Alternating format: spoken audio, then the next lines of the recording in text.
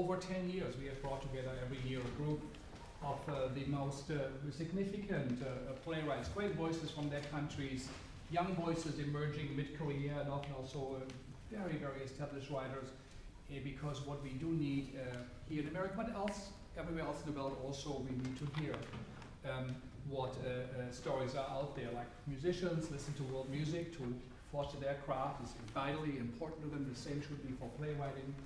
And often we do feel in the American scene it is actually not really represented. If you think that over 50% of the New York City inhabitants are no longer white, if you look at what's presented on stage or what you see on the television, these stories are not there.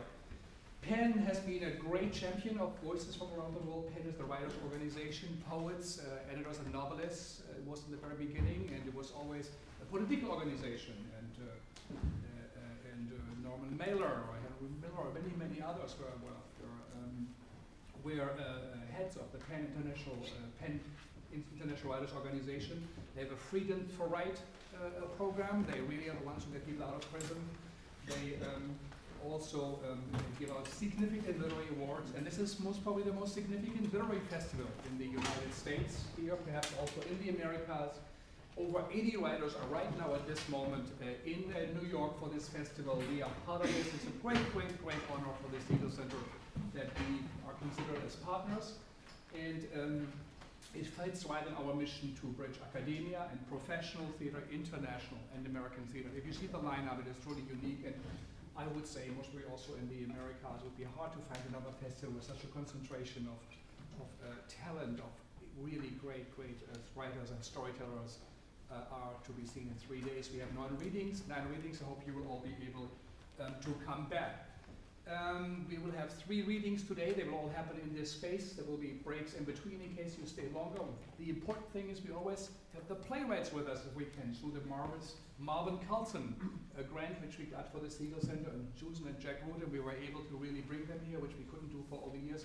So first of all, we would like to welcome Patricia Cornelius from Australia. She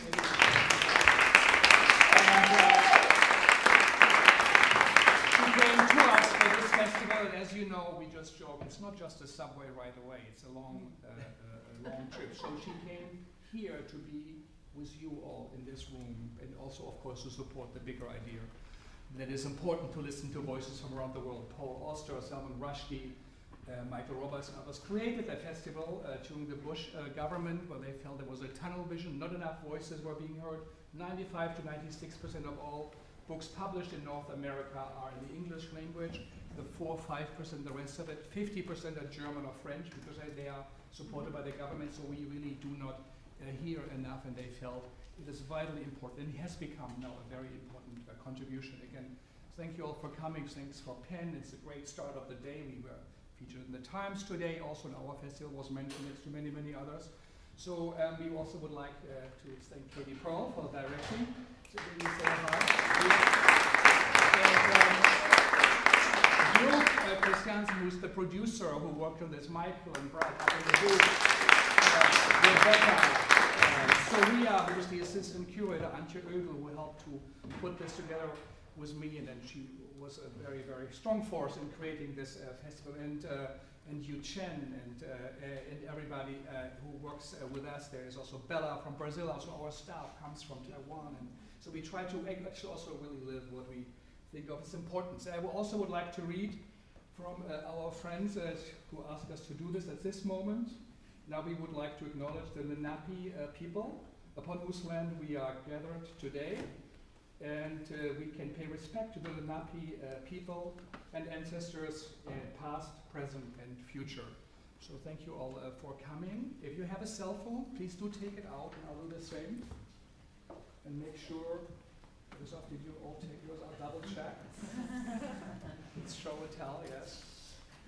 It never rings in our room, so thank you all. And Katie.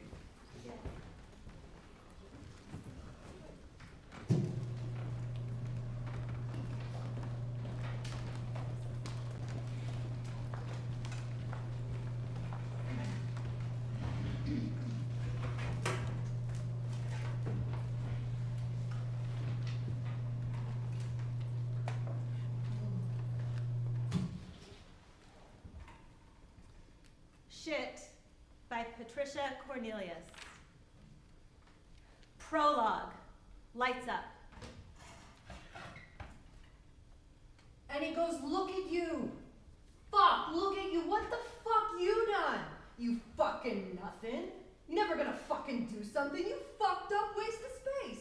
What fucking contribution you made? Fucking nothing. Nothing at all. You fucked up nothing. Fucking nothing. You are a big fucking nothing. He goes, the biggest fucking nothing I know. The biggest fucking nothing. And I think, who the fuck is this fucked up fuck fucking telling me I'm fucked up? Who's he? And I go, who are you to fucking tell me I'm fucking nothing, you fucking fuck? You're the fucking nothing. You're never gonna fucking do nothing, fuck. What contribution you and you're telling me I'm fucking nothing makes you fucking way more fucking nothing. What? Listen to you. What? Fucking over the top. How many fucks you stuffed in that sentence? So? Too many fucks. You sound fucking nuts with that fucking stuff. Way over. Too bad I like it. I like it, just don't lay it on so fucking thick. Thick carpet of fucks. Way too thick. I don't give a shit. I don't give a shit either, but you're not. What? You're not What? Fuck you what? using it well. Using it well? That's it, you're not. Oh, fuck me. I know how to use it well. Go to hell. You're not making the best of it. I know how to make the best of it. You wear it out. I'll wear it any fucking way I want to wear it. You do. You wear it thin. Mm-hmm. Oh, here we go. This time the fucking carpet's thin. She can't stop. I can fucking stop. She's I know chronic. she can. No, I can fucking That's stop. probably the first word she ever Oh, said. just fuck off. Cute. Oh, sort of. I like little kids who swear. She's grown up with it. I guess. She doesn't know any better. Yeah. For her, it's just like saying please. Fuck you, it is. Cunt comes later. Not that much later. When you're a bit older, cunt comes. What, like 3? They're the best. They are. They are. Just like them. I like them so much. They're like bullets. From a shotgun. A machine gun. AK. Like the sharpest blade. A razor blade. A machete. A switch. they're the strongest. By far. Fuck and cause. Can't get no better. But no good if they're overdone. Alright, what do you want? Just tone it down, would you? What do you think I am, a fucking nun? Don't overdo it. I'm addicted. So am I. I couldn't give them up if I tried. No way. And who wants to try? They're strong. Oh, Fucking powerful. tough words. Fucking tough. Frightening. For some. For most. You say fuck or cunt and you watch them run. I've seen it with my own 2 eyes. On the train or the tram or the bus, I've seen someone talking the talk. Fuck this, fuck that, fuck him, fuck that cunt, fuck you, you fucking cunt, you fucking cunt. You got it? You with me? And they got their heads buried. They got sweat pouring, dripping off their foreheads, and they're squirming, and they're shitting themselves, and they're running for the doors, and they're ringing the bells, and they're yelling, "Oh, next stop, please!" I know, I've seen that. I've done that. I made him run like that. Yeah, who hasn't? It's fucking funny. You watch them cunts go running! Life in them Oh, words. it's electrifying. It's sort of surprising. Hey, them words have been around for years. They hurt them. Them words hurt them. burn them. They sting them. They make them bleed.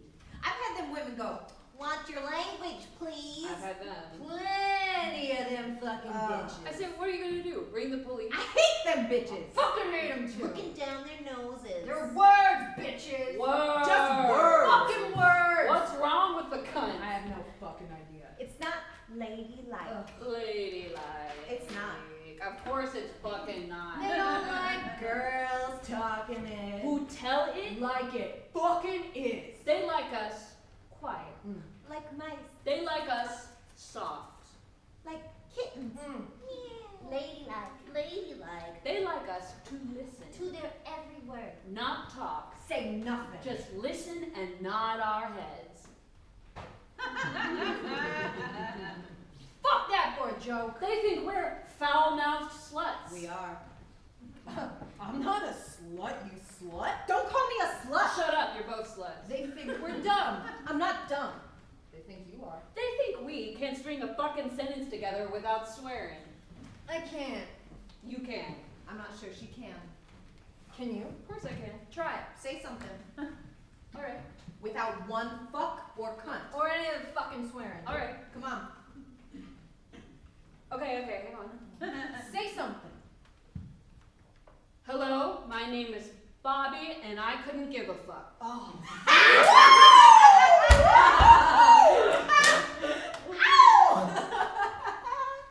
Ooh, I've got it. Okay. Hello, I'm Sam. I've lived in every suburb in this city. You sound like a fucking idiot. Alright, shut up, here I go, okay. Hiya, I'm Billy, I'm not afraid of anyone, I've never been afraid of anyone, no cop, no man, no teacher, not a single person have I ever been afraid of! You did it! Ah! Yes, of course I fucking did. Hey, I meant to do that. You fucking did not. I did. I don't care what they think of us. I don't care if they think I'm dumb, a slut, a fucking dog. I know I'm not them. I don't want to be them. Got a problem with how we talk? Fuck off! Don't like what we have to say? Fuck off! Don't want to listen to our story? Their life's shit, our life's shit, just different shit. Yeah. That's right.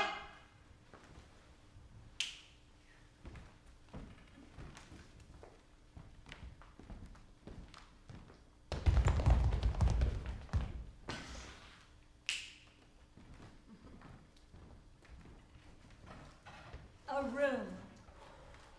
Sandra says I seen you looking at him, and I said I didn't fucking look at him. Why would I be fucking looking at him? I got no reason to fucking look at him. You were looking at it. I wasn't looking at him. I was looking like I was looking at you or anybody else who spoke. I wasn't looking at him. I wasn't fucking looking. I was just looking, like you said something. Like when you're at the shop and someone says, "Can I help you?" and you fucking look because they're fucking talking to you, and you say, "Yes, yes, yes. Give me some smokes." That's how I was fucking looking at him. If that cunt thinks I was looking at him any other fucking way, she can fucking get fucked. Sandra is fucked. Totally. What's fucking looking at him? What are we gonna tell them? Nothing. The sound of footsteps, high-heeled ones. The three women appear in silhouette. They are completely still, listening intently. A room.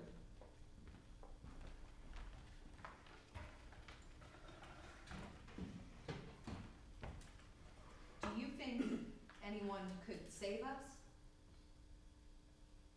No. Like God, you mean? No.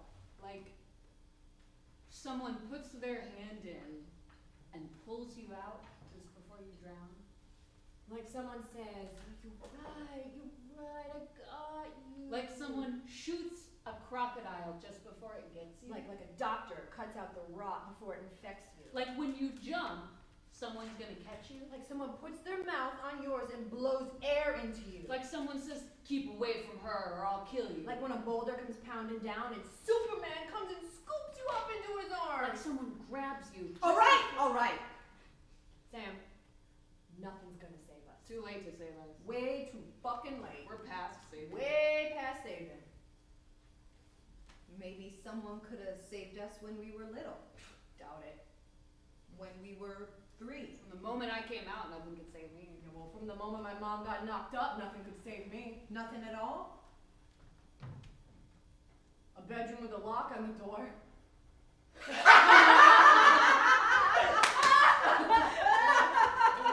Oh God, there are ones who listen to music all the time. I did that. Well, It cut down the shouting. In one of those houses I was in, a girl read books. Did that save her? Yeah, sort of, for a while. Saw her off her fucking face when she was about 12. drugs can save you. Drugs can save you. When they're in good supply. I used to think someone was gonna save me. Me too. Pick me up and carry me off somewhere. Me too. And tell me good things. Like, you're a good girl. Well done. You did real good. You sat up straight. You didn't pick your face. You ate, good girl. You ate. You laughed in the right place. You're pretty when you smile. Well, you enjoyed yourself, didn't you? You thought about someone else for a change. You didn't spit in anyone's face. Like someone who gives a shit, who says, I'm here for you. You know that, don't you? and says, do you understand? Are you listening to me? Look at me. Look at my face. You're You're worth Something. something. What's her name? What? Gotta give her a name, this woman who could have saved us. What? Caitlin. How about that? Caitlin cuddles us. She bounces us on her knee. I can't stand being fucking touched, but I'll let Caitlin have a bit of a squeeze. Caitlin's got enormous tits, and all she wants to do is take us in her arms. Oh, yes, please.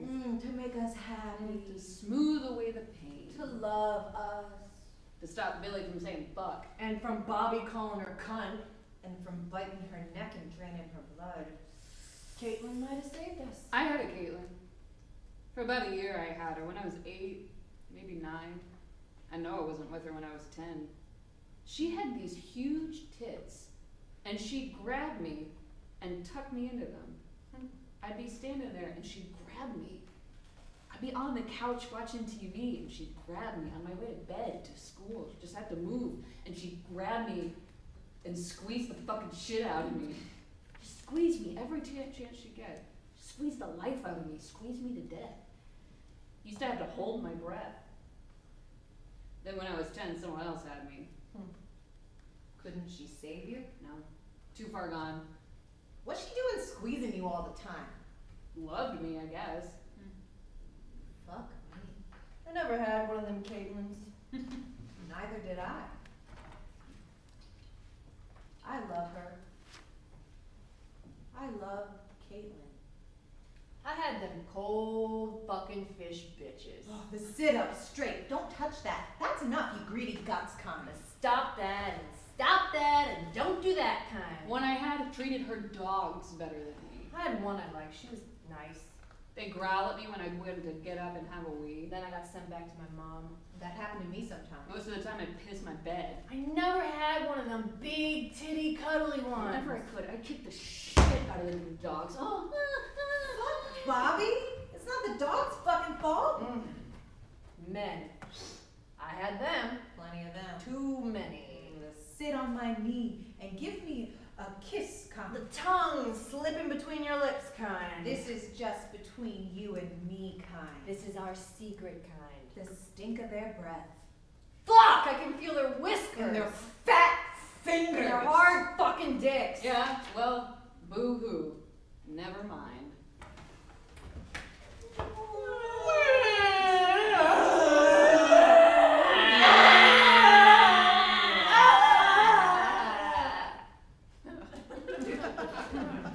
A room.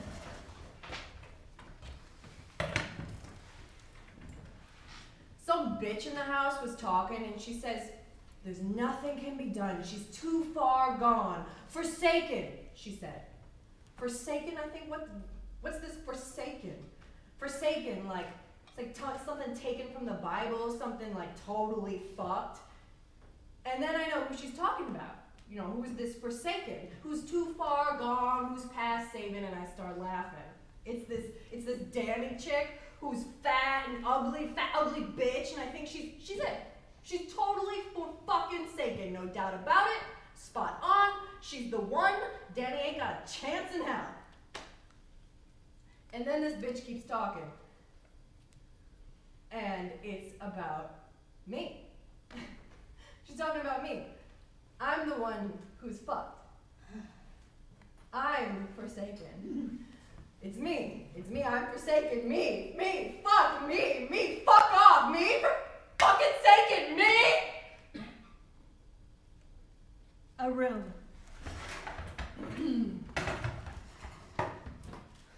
Sandra. Fuck, man. Fuck her face. Smash. Her nose be broke. For sure. Her eye socket too. I reckon. Other bones. Ribs. Yeah. collarbone? Ooh, likely. And stuff inside where he put the boot in? Spleen, maybe. Kidney? She'll have a bald spot where he pulled her hair out. I had that, it'll grow back. I don't know about that. I could see it coming.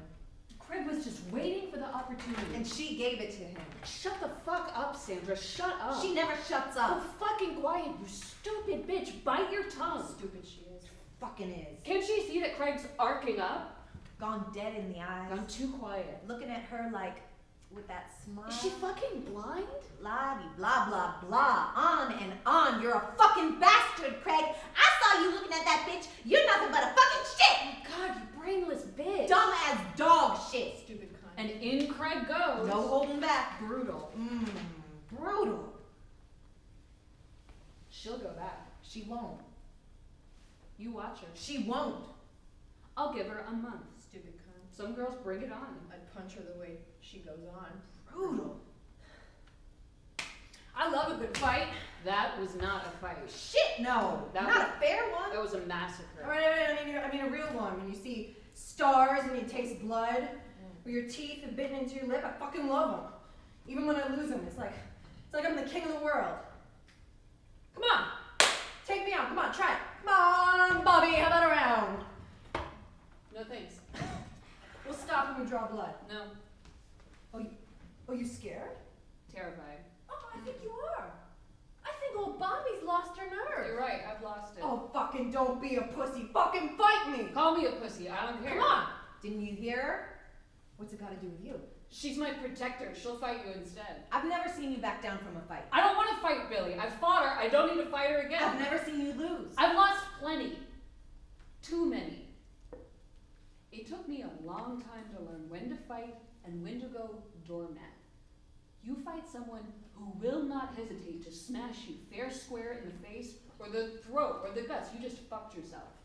If he's pissed or out of it and you're sure he won't remember, then fucking fight. Hit him hard in the nuts. Bash his head in with a brick. Knock him out. But if he's with it, go soft. Drop like a cake. All your weight. Go limp and cover your face and hope to fucking God he won't lift you and hit you or while you're down kick you.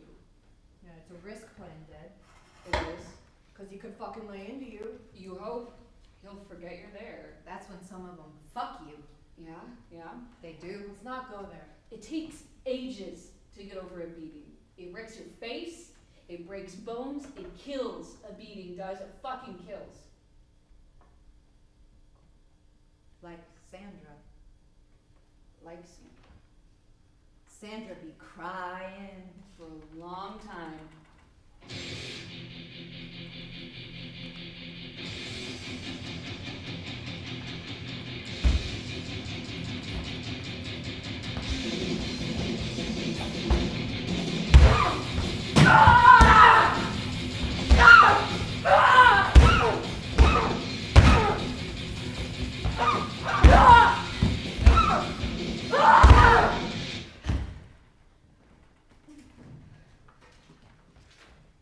A room. I'm with this family. They've got kids, 2 girls, older than me, and a boy. A boy. A little boy, a pretty boy. A pretty boy. About the same age as me. I'm 4, I think, maybe more. I haven't been with them that long. They're nice to me. I'm not hungry. We're at the beach, and I've never been at the beach before, and I don't like it much. The sand hurts between my toes, and the water stings because my legs have got sores on them. I'm watching the boy, the pretty boy. They tell me he's my brother, and them girls are my sisters, but they're not. I hate that. I don't like that sort of shit. All of a sudden we're family. As it is. He's full of himself, so full to overflowing with himself. They love him. They love him, this family. His sisters do anything he wants, and he wants a lot. He orders them about. He stands with his hands on his hips and shouts. Sometimes he smacks them and leaves a red mark on their skin, and then he cries because he's sorry he's hurt them. They kiss him, and his head falls back, and he giggles. The pretty boy, beautiful really, laughs and laughs. Oh, his father picks him up. He's told me he's my my father too. Ugh, more of that shit. I guess it is not. Where do they get off? He picks up the boy and swings him up on his shoulders, and he stands at the water's edge. He points out to the sea. The father does, as if he's saying to the boy, "This is all yours for as far as you can see." The mother joins them, smiling up at them, her eyes for the boy. The boy is everything. Now his sisters are dancing around, adoring him. And there's this terrible noise, and it pierces their ears as it disturbs the peace. This terrible noise, and I can't believe it. It comes from me. A scream has come up like spew from deep inside me. They look around, and when they see that the noise is mine, they laugh and are drawn back to the beautiful boy, forgetting me. Later, the boy is alone, playing a game in the shallows. He's giving orders to the waves as if they're his men, and he's leading them to shore. He's lost completely in his imagining, nothing to worry him, to distract him, to disturb him from this world he's in, a world I've never been in. I've never, not once, not even for a second. And suddenly a wave larger than the rest comes and topples him, and here's my chance. Got him? Got him. Yes, I got him. I've got him too. I've got him. Is he struggling? Not much. Don't let him fool you. When are we gonna let him up? We're not. Gotta let him up sometime. Why? Not gonna kill him, are we? Yep. Why not? Shit, I don't wanna kill him. We'll let him up. I just wanna frighten him a bit. Save him. That's enough. Better hurry up. That's enough. Gone. Gone. Shit. You stay with that family long? Not long. They didn't like me.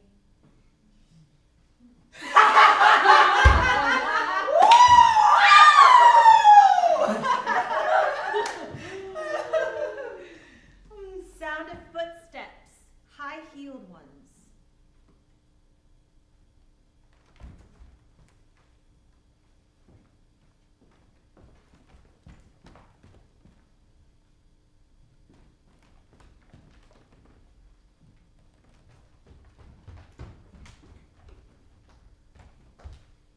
They wait in ambush.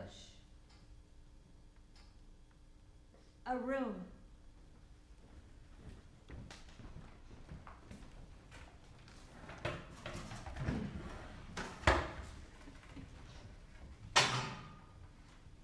When's the last time you cried? Never cried. When you were a baby, you would have cried. Nope. All babies cry. Do they? For a while, they cry, and then they stop. I don't remember crying. Even when I've been slapped or punched or kicked, been square hit. Once I coughed it right on the nose, my eyes watered and tears came down, but they weren't real tears, not real ones. You never been in that much pain? I don't feel pain. Bullshit. No, I'm not making it up, I just don't feel much. That's why I don't bother with slashing up. It does nothing for me. I don't get any release. Bullshit. Come here, let's see if that's true. I'm happy to hurt you. I've got no time for tears, okay? I hate crybabies. They shit me with their tears. I don't cry. One boy I lived with cried all the time. All you had to do was look at him and he'd cry. He was the house punching bag. You pass him in the hallway, you hit him. You sit and you eat your dinner, and you kick him. He'd cry and someone would hit him to make him stop. And did he? Of course not. I faked it. Oh, plenty of times I taped it on. I'm sorry. I'm sorry. I didn't mean to. I won't do it again. I don't know why I did it. I'm just so sorry. Easy. That's shit. Listen to this. Don't hit me, please. I'll do anything you want. Please don't. Please don't hit me. Should be on TV. Your turn.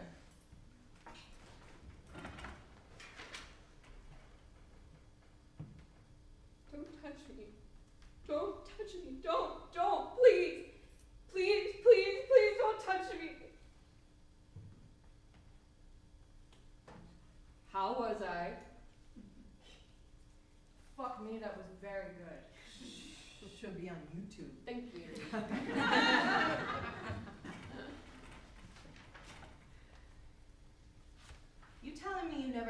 you were a kid? Don't think I did? What about crying because you feel bad or sad about something? No. What about at a sad film? No. What about for yourself, just because you feel sad about life or something else? No. Is that weird? You never feel sad for anyone? No. Fuck them. Do you? Yeah, sometimes. I think I do. I feel sad for my mom. Not so much now, but when I was young, I felt sad for her. I heard you. What? I heard you crying for your mom. Bull fucking shit, Billy. You did not. You were in the room next to mine, and they came in and told you your mom wasn't coming, and you cried your head off. When was this? When we were in that Resi unit one time. That was a long time ago. Where was I? You weren't in that one. Now everything's fine with my mom. I see her all the time. When? What? When do you see her? I saw her not that long ago. How long? Ease off, will you? I'm just interested, that's all. I don't know, a few weeks. Months ago. Really? You deaf or something? When's the last time you saw your mom? You kidding? Never see her. I fucking don't want to see her.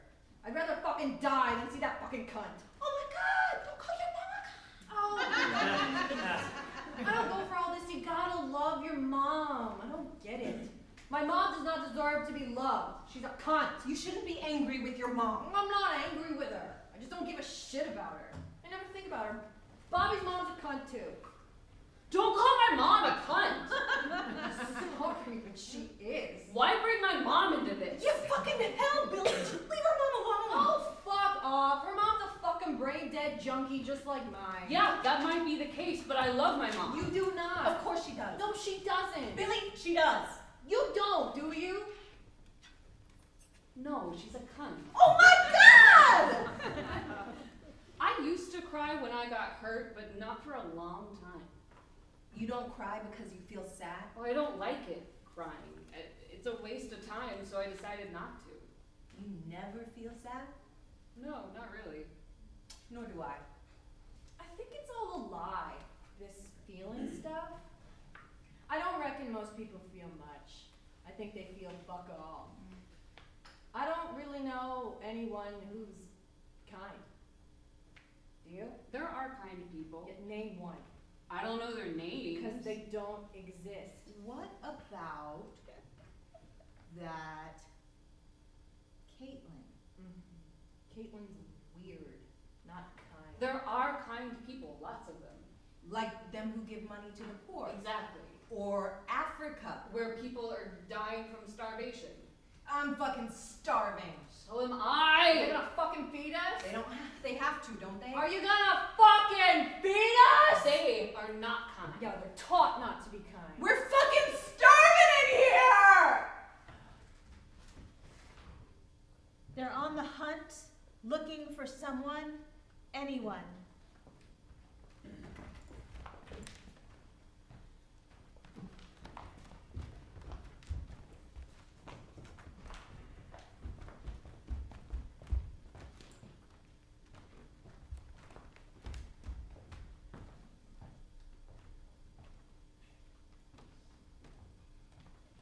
A room. I want a horse. I want a dog. I want 2 dogs. So they can keep each other company. I want a house, a big one. And I want a pool and a barbecue. And I want curtains on my bedroom window and a bed, queen size, with sheets and duvet. I want a fridge and I want it full of food. Open it and stuff falls out. It's so full. Cheese and margarine and ice cream. Chocolate ice cream. I want my life to be nice. I want good things in my life. I want... What right you got? What? I'm just saying what right you got to want all this. I can want. Let her want shit. What makes you think you can want and want? I can want, can I? She can want if she wants Who to. are you to want? I'm just me. I'm like you or anybody else. No, you're not. Leave her. I can want if you can want. I don't want. Mm. I don't want nothing. I do. I want things. I want things. And why do you? What's fucking wrong with wanting things? It's pathetic. It's a bit like you're still a kid. Adults want things. Like you're not full grown. It's like you're on your mommy's tits. Fuck off!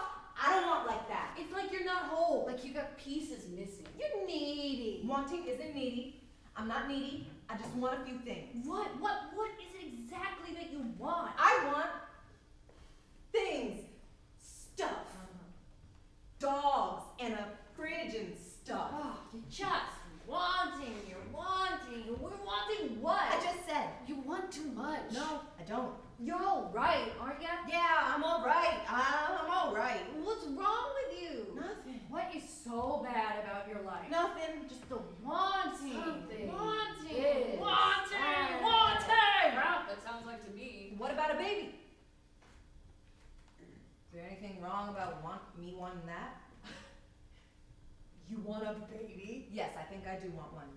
It's natural to want a baby. Oh, you know? natural. Most women want one. I do not want one. I said most. What for? What do you mean what for? What do you think? For the cash you get? No.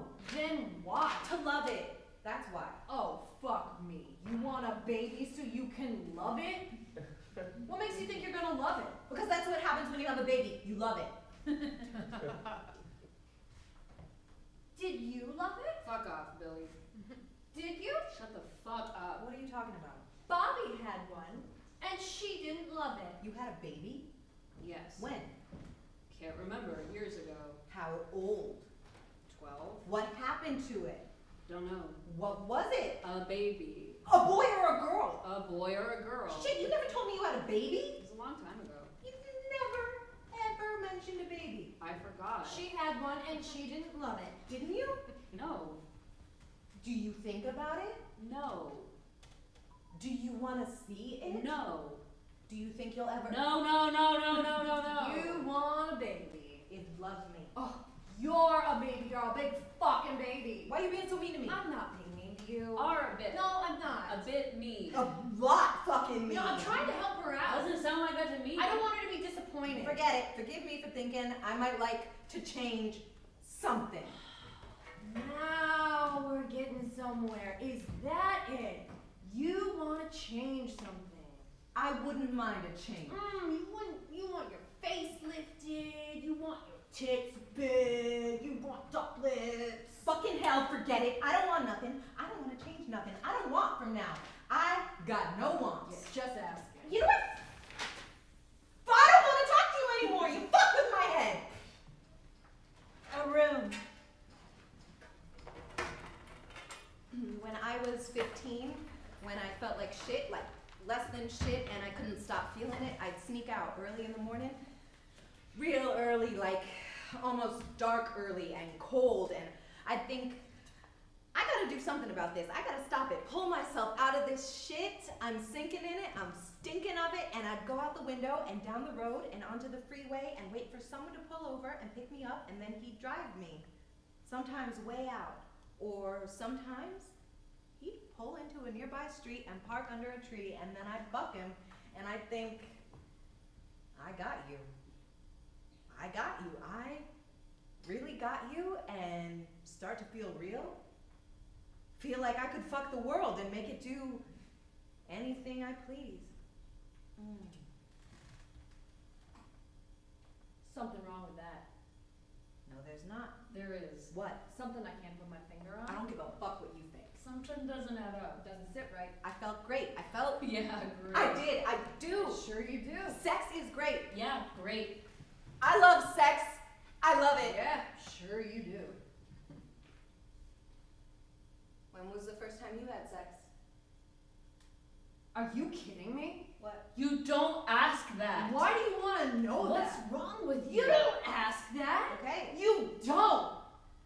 I said okay. Jesus, are you stupid or something? When was the first time you had sex? Oh my It's god, just dumb as something to fucking say. dog What's shit. the big fucking deal? You don't fucking ask that. Got it?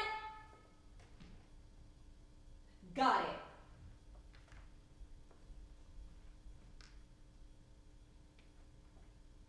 When did you?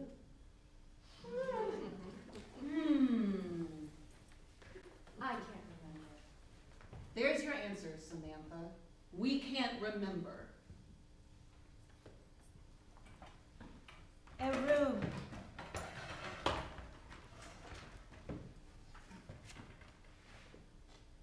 I don't like these. I don't like them. I never wanted them. I got no use for them. They were ridiculous. Stupid.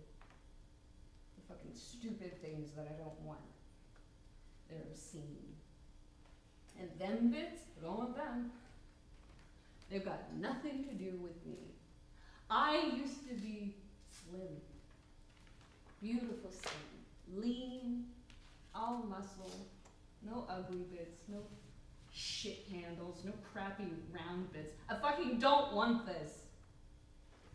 I never wanted this. It wasn't for me. It's a fucking mistake. And I have to live with it. This mistake. This wrong. The wrongness of this. So out of left. And this? Fuck. What the fuck is this? This is not mine. This has nothing to do with me. This fucking stink. This is too much. How the hell do I live with this? This bleed, this muck, this stink that's not mine, that's got nothing to do with me. That belongs to that bitch and that bitch, not me. A room. I've got great tits. I've got great tits. Yeah, not bad. Not bad, they're good. Who says? I've been told lots of times. I've had them yell out of cars. I can't tell you how many times I've had them groping at them, like they like them that much. I've had them making gestures at them from across bars. They're too small. No, they're not. Yeah, I'm letting you know they're not that good. Fuck you, they're good. They're like pancakes. They're like are not. squashed. They are fucking not. I'm sorry to be the one telling you the truth for once. I like them. That's good. I think they're good. That's good. I like them. Good.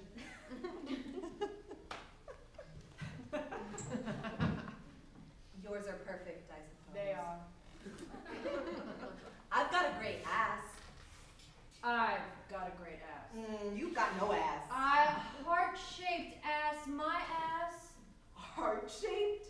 Forget it. You got no ass. That's you, bony ass. Fuck off. I'm shapely. Yeah, like a table leg, shapely. Oh, I've got great legs. I've got great You have not. I've got the hole between my thighs thing with my legs. Yeah, you've got cankles. Cankle. I have not got cankles. You got no sex appeal. Bullshit. I've got sex appeal. I got so much sex appeal. I got it like it's on tap. I've got it all right. You can't keep their hands off me. They can't keep their hands off me.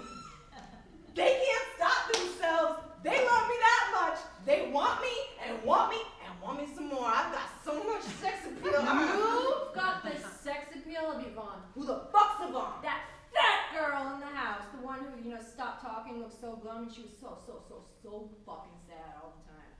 I don't look like Yvonne. Yeah, you're sexy as Yvonne. That's you. You're Yvonne. No way. I'm alive. Hey. I'm on fire. Someone should throw a blanket or a bucket of water on you. No. I'm gonna call the fire brigade. Sound of footsteps, high-heeled ones. The footsteps falter and begin again, but this time at a faster speed. Then they resound at a run. The three women emerge from the dark edges.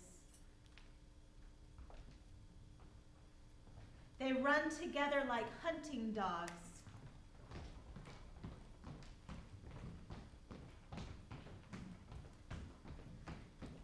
The footsteps suddenly stop.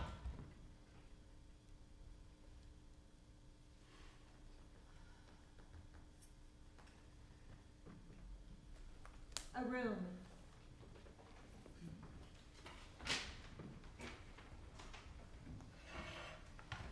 Women shit me. Oh, here we go. We know. They don't weigh in. Yeah. They're not in for the count. Yeah. They don't get to play. Yeah. They don't mark the ball. Yeah. They don't kick, hit, they strike no goals. Yeah. But they're whining.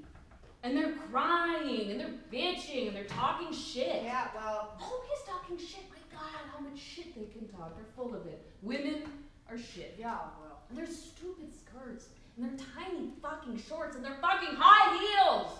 And their fucking fat tits. What can you say about them? Nothing. Yeah, well, that's how it is. They don't do anything. They don't make anything. They don't have anything. They sit around on their asses. Yeah. Always wanting to be looked at, to be seen, talking too loud, talking obscene, talking like, oh, they love it up the ass, sucking cock, oh, drinking cum, their tits being bit, like they love it with that one and that one. Yeah, cue it up, bring it on, talking shit, just, they are shit. Not shit. Oh my God, their orange faces and their smelly armpits and their stinking holes. God, stop cackling. Stop screeching. Stop their silly giggling and their tits all jiggling, thinking they're someone. They're nothing. They're shit. That's it. Shit. I'm not shit. I'm not shit. Hey. What's with all the theys? Yeah. What do you mean they don't do this, they don't do that? Yeah. They can't run. They can't fight. They can't save themselves if they try. I used to run Who from? in events. I won lots of times. But you stopped. They go on and on and on about what they've not got. Not got love, not got respect, not got kids, not got money, got nowhere to live. On and on and on about what's been done to them. Oh, he did this, he did that, he touched me, he jumped me, he made me suck his cock. Who gives a shit? No one's listening. No one gives a fuck. It's not fair. It's not right. Oh my God, get a life. Face it, you're shit, all right? We're not shit. Who's you? What? Who are you and all them theys? Yeah, who are you? You forget? Don't you know? You're them too. How come you forgot? You talk like you're a bloke. What's with that? Gone all quiet at last. Got nothing more to say. Do you think you're a man? Not really. You don't. Do you? Oh my God, you do. What are these then? What do you call them? I call them tits.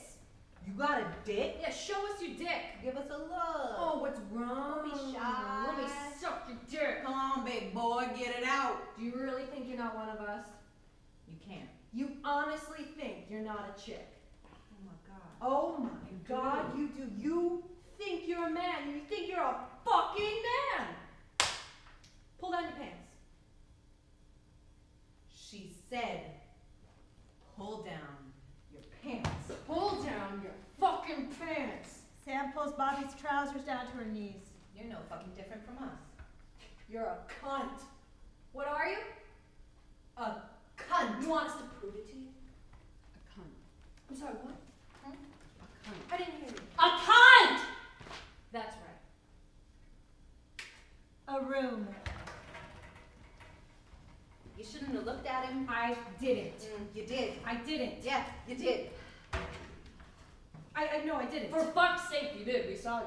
We saw you, all right? You did. It's a fucking free country. I can look at him if I want. Why did you? Why not? Because you wanted him? Nope. Because you wanted to give Sandra the shits? Make a girl offer tits. Yeah, fuck her. You did. Well and truly. She gives me the shits. What's she done to you? She thinks she's king shit. Bitch! Who you calling bitch? We're here because of you. It's true. No, that's not why we're here. You started it You did. with your looking. No. You got Sandra all bothered. You got her all hot. Under the collar. No. What's that got to do with what came later? Because she's at Craig. Adam and Adam. And then he snaps. And he bashes her. And I repeat, what's that got to do with what came later? Craig bashing Sandra Craig smashing Sandra. stirred us up. Unsettled us. Gave us a hunger. Oh, a hunger? Yeah, kind of. Yeah, kind A of. fucking hunger? Yeah, that. Exactly that. Looking for something, anything, someone, anyone. And she came along. She came along, whoever the fuck she was. Poor bitch. Poor bitch. Poor bitch. Because of your looking. Shut the fuck up. You done that to me. What? You've tried to con on to all the looks I have. You never had a bloke worth looking at. I'd have a lot more if it wasn't you looking at them trying to take them all. Believe me, I don't look at your blokes. Mick. You looked at Mick, and then he didn't want me anymore. Oh, Mick, please, don't make me sick. You can't help yourself, you slut. What did you call me? A slut. You want to say that again? Slut. Slut. Slut. Slut! They're in for the fight. Ah! You want to go again? No! Ah! You wanna stop? No! All right. Ah, you fucking hurt me. Well.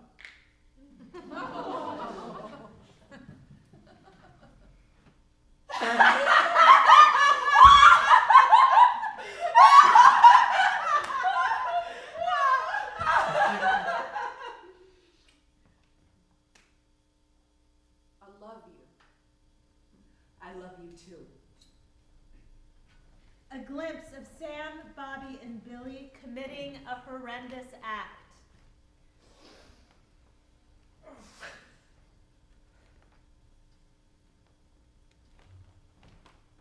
A room. Fuck, fuck, fuck, fuck, fuck, fuck. Fuck. Oh, fuck, fuck. Oh, fuck, fuck. Okay, that's enough. Sam. Oh, fuck. Sam. Fuck. Sam, stop. Oh, fuck. Sam, stop. Settle down. Fuck. What have we done? What have we done? Oh, fuck. Shut up. Right. Okay. Gotta get our story tight, real tight. No. We're right. We are right. We're not right, we're fucked, mate, we're night-night. Okay, just let me think. Yeah, you think, you have a fucking think. It's wrong. What we gonna do? Shut the fuck up. Oh my god, what's she done? She done nothing. Nothing. She was just there. Yeah. Yeah, just there. Yeah, In the wrong place. at the wrong time. Yeah. All right, who's seen us? No one? Who knows? No one. Us, we know. So? You're not gonna go blabbing. You're not gonna say nothing. I'm zipped. Nothing to worry about. That's it. Just something snapped. Done now. Done. Can't go back. Can't go back. We're shit. We're right. We're shit. We're right. We're shit. We're right. We're fucked. In a lineup. Click. Click. Click. A room. They'll split us. For sure. No, they won't, will they? For sure. They'll divide us. No way. You never would have done it if it wasn't for her or her, they'll say. Who was it gave the word? Who gave the first kick? Who's the leader in all this? Wait, who's the bad apple in the barrel? They'll ask us to spill our guts. I'd never do that. Be a rat? I'd never. Yeah, lots of rats say that. I'd never. We're in this together. They'll split us. They'll send us far, far away. No phone calls, no contact. They no can't nothing. do that. They can do whatever they want to. I'm not going anywhere without you. You're going wherever they want you to. No fucking way. I want to be with you. They decide, not you. No, I don't want to be without you. Well, we're no good for you, they'll say. Yes, you are. You're good for me. A bad influence. No, they're wrong. They don't care. I do. Do something. Tell them it can't be. Sam, what did you think? That they keep us together? Yes, I did. They'll split us. We won't see each other again.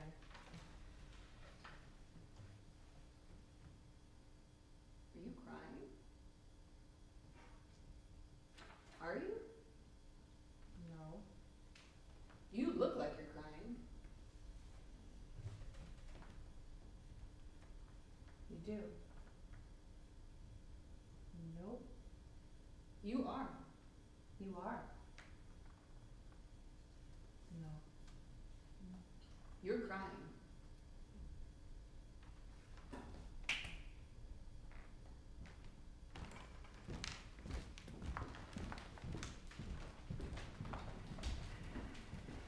End of play.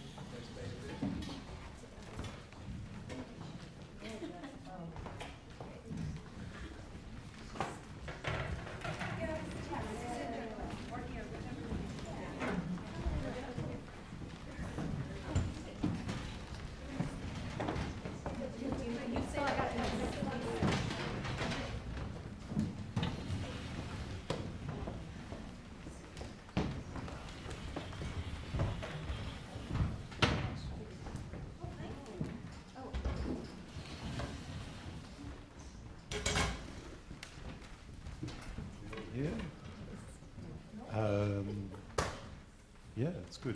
Okay, well, thank you very much. Thank you for such a wonderful reading. That was really exceptional work.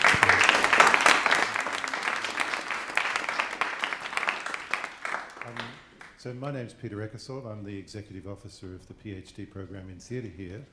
But I'm also from Melbourne, Australia, which is the...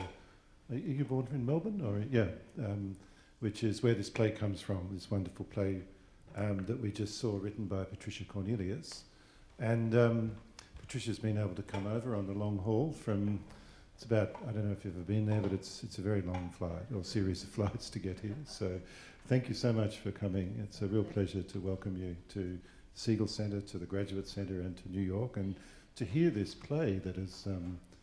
I've read the play, and it's had a very good season in Australia, directed by a close friend of both of ours, Susie D. So it's very interesting to hear this play, I think, in a different vernacular, because I think one of the things that Patricia's work is very good at is writing in vernacular language, writing language of very particular groups of people, working class people, outcasts, and in this case, really, I think, a very particular group of young women who would be, I think, in the sociological vernacular, termed at risk. I guess risk is a big thing in this play. In this really nice reading, that was directed by Katie Pearl, so thank you to you. And we've got Britt Faulkner, Shelley Ford, and Elise Liberton doing really a superb reading. And I'll come back to the question of the language in a minute, but just to begin, Patricia, I just wanted to ask you a little bit about where this play came from. How did you come to write this play, and what was the context for it in the Australian context initially? Where did you see this play going? It happened in a larger context with actually two other writers and a group of directors, and all female, and it was a response to the question of actually women in theatre, and about how a lot of plays in Australia and elsewhere were engaging with a very powerful men in theatre, and the men taking the stage in a very visceral and physical way, and very exciting. You know, people loved it, and I loved it, but there's this extraordinary sort of absence of women kind of being able to take the stage in a kind of real and that in the same sort of physical way. And so we were developing works, and they became separate, and I went with this one further and further, and I was absolutely kind of looking for a very unsentimental and kind of true picture of the women that I see in the trams, and whom I actually both fear and love. But you know, in my tram, local tram is quite famous for going down. I don't know whether a tram is like a very local form of public transport in Melbourne. So, and tram lines run into different parts of the city, and depending on your tram line, there's all sorts of demographic associations about the neighbourhood and the class of the neighbourhood you live in, and trams have very different atmospheres, I guess. Yeah. Well, so my tram's a really great route to picking up some drugs before you get into the city. And so it's kind of fabulous and tough and great for a playwright. Okay, but also the underclass in Australia is growing daily, and that underclass is it's an appalling thing, but it's also a frightening thing, because a lot of people are very angry, and a lot of people do shocking things, and I was all that stuff I wanted to address. It's really interesting, because we know that there's been a very strong conversation about the scarcity of women directors in Australian theatre recently. I think that conversation's also taken place here to a degree, and that the Australian vernacular voice was developed through a series of male playwrights in the 1960s and 70s, and the Australian theatre is very famous for this iconic generation of often working class playwrights, or playwrights writing in the working class vernacular, but they're all male. with one or two exceptions. And it took another generation and people like yourself to begin to explore this very similar sensibility from the point of view of women playwrights, women directors and women running companies. Patricia's had a long involvement in Melbourne theatre going back many decades and is the co-founder of Melbourne Workers Theatre and been involved in very strong productions that really do capture this kind of the kind of fractures of society, the moments of anger, but also I guess the moments you have a capacity, I think, to dwell in these areas in a way that is extremely human, and I think that's something that's very interesting about the play, this particular play, and also the use of poetry in the play. I think is really striking because, you know, this is the play with all this swearing, extraordinary opening scene. It's a little bit like that scene in The Wire where they only use the word fuck for, I think, 10 minutes. It's a beautiful scene and it was so wonderfully performed. But there's this question of language and poetry, I think, in your work. That's something that's very interesting. Would you have anything to say about that? Have you thought? I think like slice of life plays where you get that absolute accuracy in language, and the fact is that swearing or the vernacular can be really tedious, as you know, so you're always like, oh my god, fuck this, fuck that, fuck, and all that. You can't, after a while the ugliness of it kind of wears you down, and so I kind of think the poetry, the grungy poetry, kind of steals or enables you to the authenticity of the language and the power of it without it kind of wearing you down. Though I think a few people wore down by it. I think if you come to a play reading or a play that's called shit, you kind of know that you're in for something, that there's a sense of a warning in it. Yeah. I mean, there is a long history of vernacular poet, bush poet, kind of, which doesn't have a very good reputation in I guess, theatre or literary circles. But what that becomes in Australian theatre is very interesting. The generation of playwrights who use this language in an incredibly fluid kind of and very beautiful way. So, congratulations on that.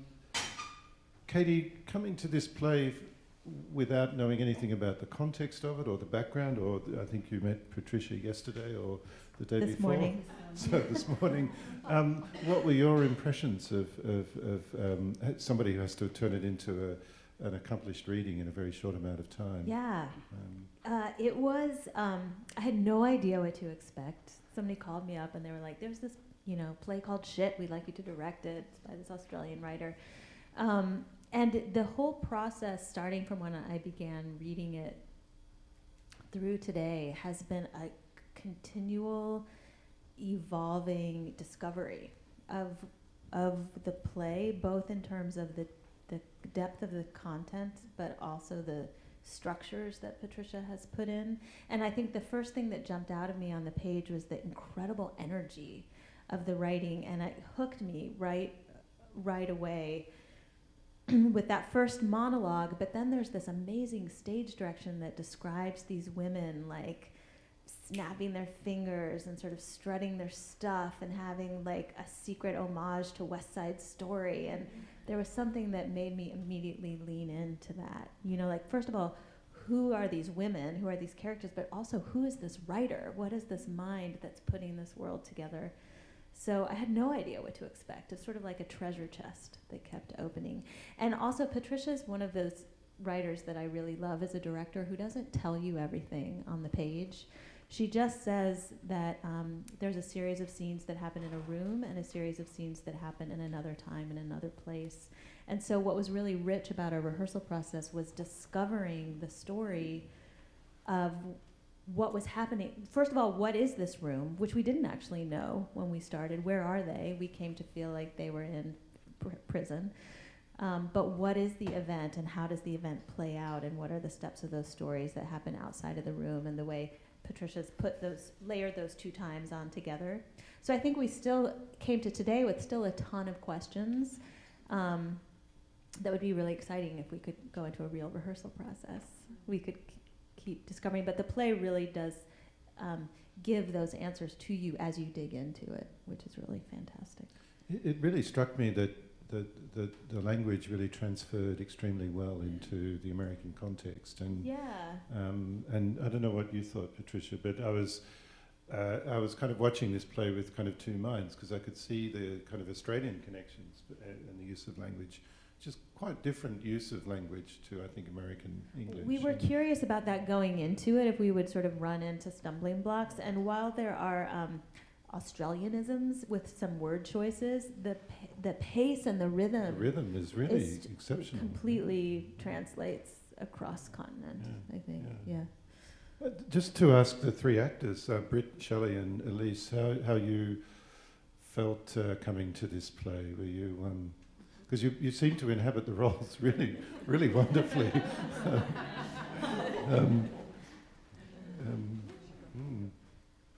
I was struck by. I also had a lot of questions coming in about how is this. How will our experience as Americans inform us working on this play by an Australian playwright? And was immediately struck on the first day by the really terrible fact that in most countries in the world, you'll find young women who have been classified as unacceptable. You will find young women who are in the situation that these characters are in, with struggling with a lot of poverty and very few resources to navigate all of the things that life is throwing at them. And that aspect of it was very easy to enter, even being someone from a different country than the playwright. And that was my first in, because I recognized the women in this play, the people in this play. I think I was just so excited to use these words as a woman and as an actress. I don't know any other character who gets to talk like this. So entering in that way, being like, oh, my inner monologue running to the train, my frustration is somewhat similar to this sometimes. So that was my end.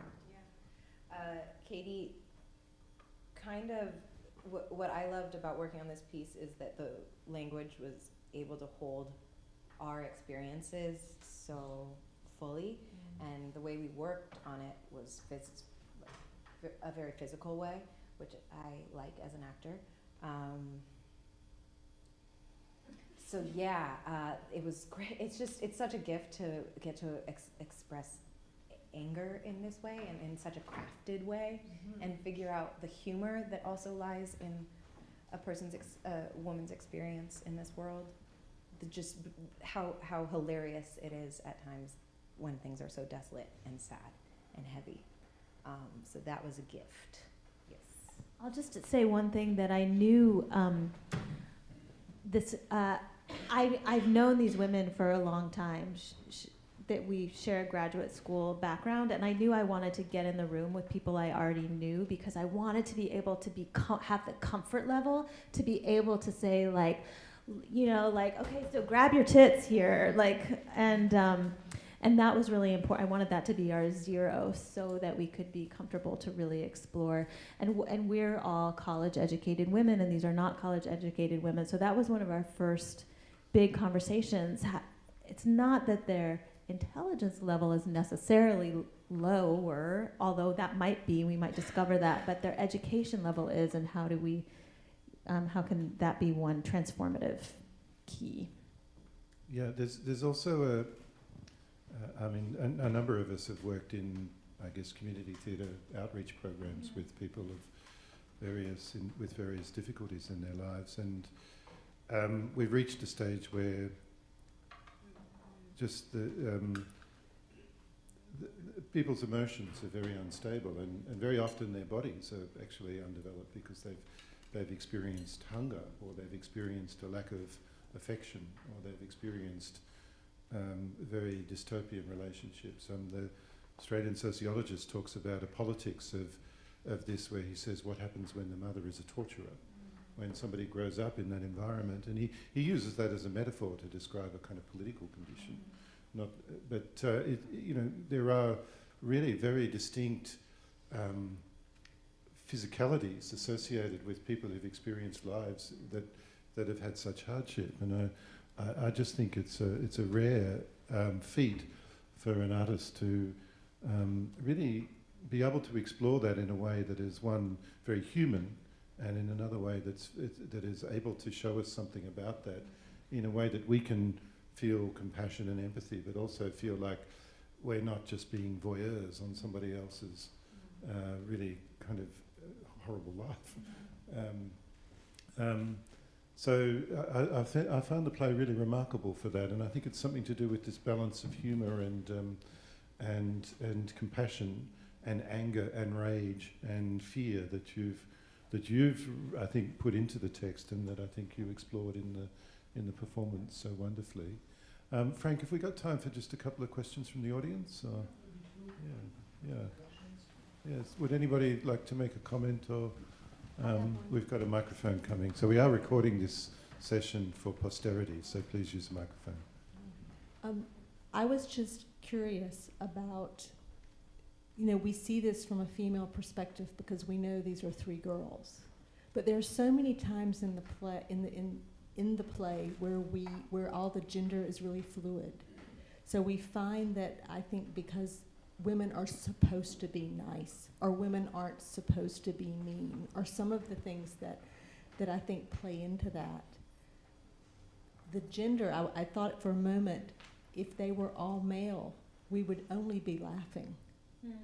We wouldn't feel all of those, the mother, the women under oppression, in poverty. If three males were doing this, I think we would only find humor. We wouldn't see the cut side. There's something I thought. You obviously played around a lot with the sort of, did you think about that from a male perspective, I guess? No, I sort of didn't. I didn't give them a thought. But it's not. I feel like I was truly wanting to explore a female perspective, and the females who are kind of fighting back and using language and have no sense of themselves as victims. So there's something powerful in that. But I'm not sure I agree with you that I wouldn't feel if there were three young men. I mean, obviously, pregnancy would have to be rewritten, but there's a sense of the vulnerability of people who have experienced nothing but poverty, but also been denied any presence or any power whatsoever. I think that is sort of genderless at times. But there are particular things about women's fight that's very particular, of course.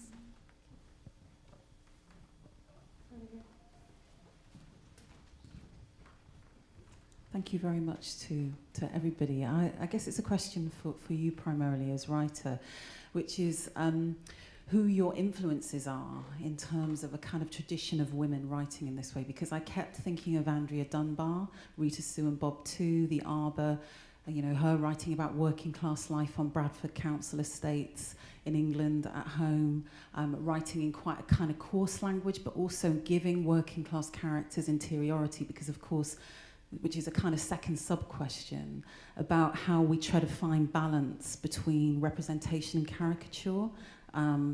So two questions there, really. Who are you drawing from in terms of your writing influences? Because I kept seeing Dunbar there, and how we tread a fine line in terms of representation and caricature. There's no doubt that I've been influenced by many, many writers, but I think I wish I could know how, when I knew about the evil of sentimentality. And so that as soon as I was onto that, and there are plenty of writers that kind of provided that background for me, is that once you seep into sort of some saccharine kind of pity me, or this is what happened, or victim or a sense of romanticising of characters, that then there be the theatre that makes me sick.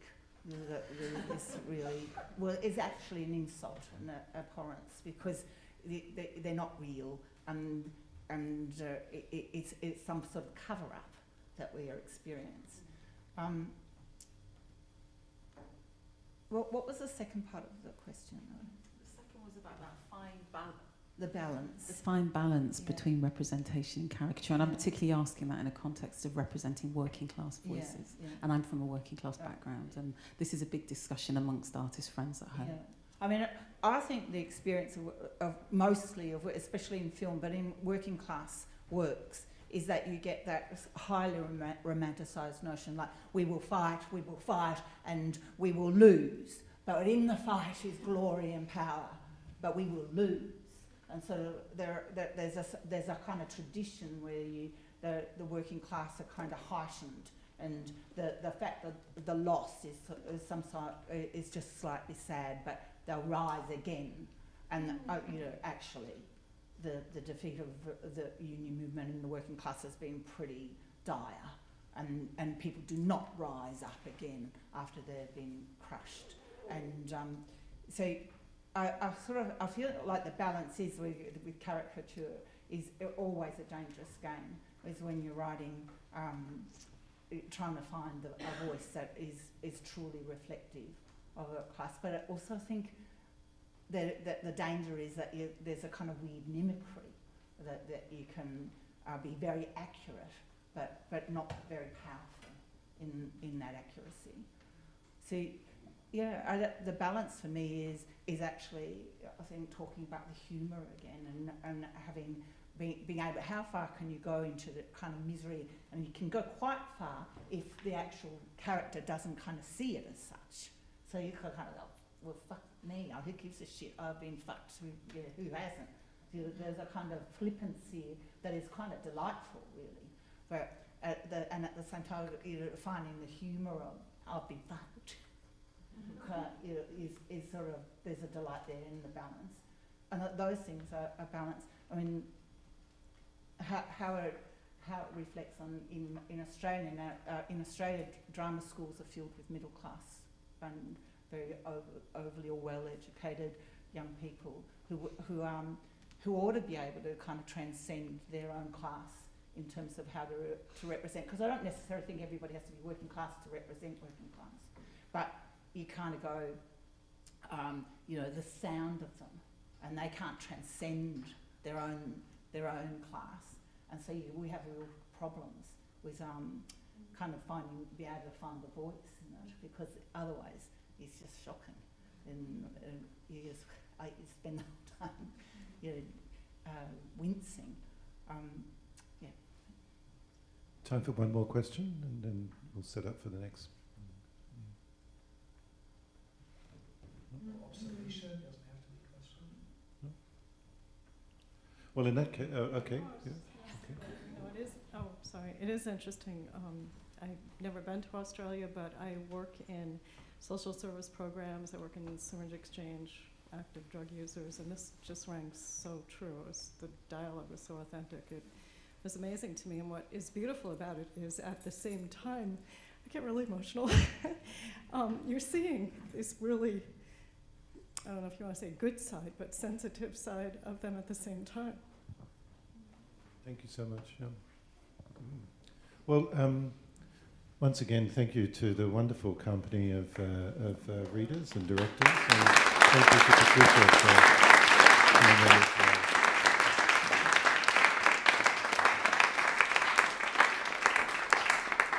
So Patricia will be around for another couple of minutes if you want to talk to her, and the